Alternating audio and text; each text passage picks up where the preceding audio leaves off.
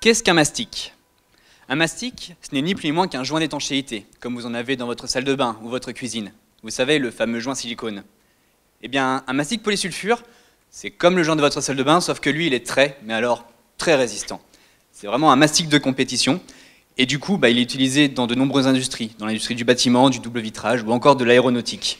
Ce qui fait qu'il est soumis à des conditions bien plus extrêmes que celles que l'on peut trouver dans notre salle de bain. Comme tous les mastiques, lorsqu'on l'applique, il se présente sous la forme d'un liquide un peu visqueux. Et puis, au cours du temps, il va se transformer en un solide élastique. La question, c'est de savoir comment il fait pour passer de liquide à solide sans rien faire d'autre qu'attendre. Et bien, pour le comprendre, il faut se plonger dans le monde passionnant de la chimie et des molécules. À l'état liquide, donc quand on vient de l'appliquer, le mastic est composé de petites molécules relativement indépendantes les unes des autres.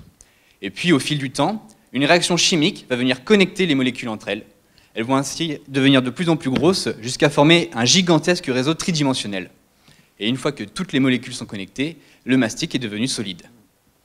Donc la réaction que je viens de décrire porte un nom en chimie, c'est une réaction de réticulation.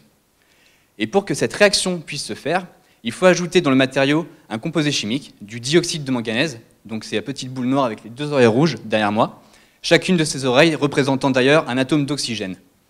Et c'est ce composé qui va venir connecter les molécules entre elles. Comment? Eh bien, on peut voir son action en 3 étapes. La première étape, c'est la phase d'approche. À l'état liquide, toutes les molécules se terminent par un atome d'hydrogène, représenté sur les schémas par une petite sphère blanche.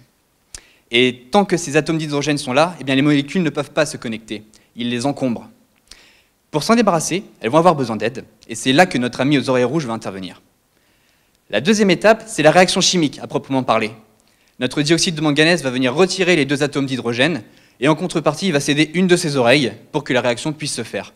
L'atome d'oxygène va alors se lier aux 2 hydrogènes pour former H2O, une molécule que vous connaissez bien puisqu'il s'agit de l'eau. Et enfin, notre 3e étape, nos 2 molécules libérées de leur atome d'hydrogène vont pouvoir se connecter. Le problème, c'est que la 2e étape, c'est une véritable boîte noire en réalité. On sait que ça marche, mais on ne sait pas comment ça marche. Et ça va être à moi de le découvrir. Donc pour y arriver, je vais utiliser des spectromètres, des microscopes, de la diffraction de rayons X, bref, autant d'outils qui vont me permettre de comprendre quel est le mécanisme de cette réaction. En gros, comment notre dioxyde de manganèse retire les 2 hydrogènes pour former ces fameuses connexions. L'objectif, c'est de réussir à maîtriser à 100% cette réaction pour, par exemple, prévoir le temps qui va être nécessaire au mastic pour passer de l'état liquide à solide, ou encore pour garantir sa résistance. Merci.